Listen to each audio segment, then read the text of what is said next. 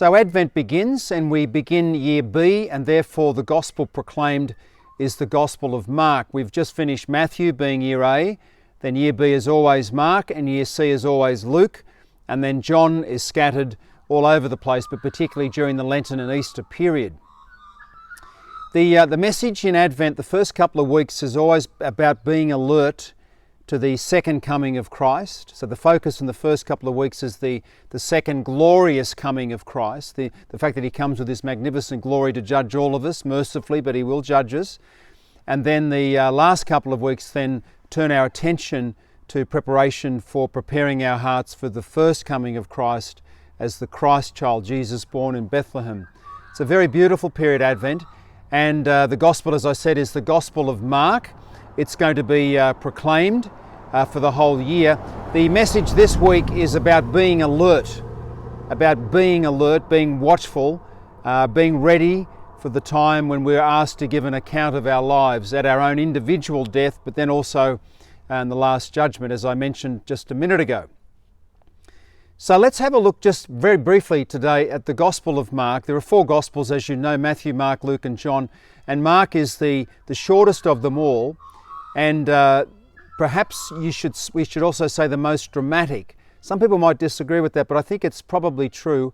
As a young man, I was really quite fascinated with Mark, and still to this day, I find him to be the most intriguing of all the Gospels.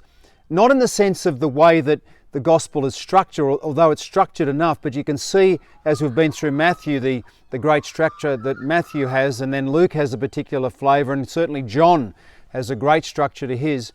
But it's more in the sense of the way that Mark is a narrative. He brings us into the sort of primitive idea of who Christ is. He's always in a hurry, Mark. There's a sense of urgency in the gospel, and you'll find that in the gospel this week.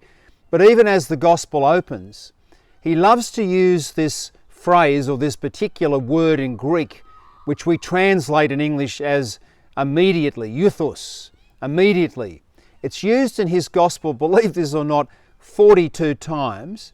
Matthew uses it just 6 times, and Luke only uses it once. I'm not sure about John, but I know about Matthew and I know about Luke. 42 times. In fact, in the first chapter of Mark's gospel, it's used 11 times. So Jesus is baptized by John and he immediately comes up out of the water. No sooner than that happens than Jesus is immediately thrown into the desert by the Holy Spirit. Immediately thrown into the desert by the Holy Spirit. It's a particular word, is this throw. So you can get a sense of the dramatic style of Mark. And then when the apostles are called, the first disciples are called, they immediately leave their nets behind, and that's the first two. The second two, Jesus comes across them and he immediately calls them. So this is just in the first few verses of chapter 1. So you get a sense of the urgency and the sort of action-packed gospel that Mark is. So I hope you really enjoy it. As we go during the year, I'll try and make a few further points about the Gospel of Mark. But at any rate, have a wonderful Advent, and I'll see you next week again.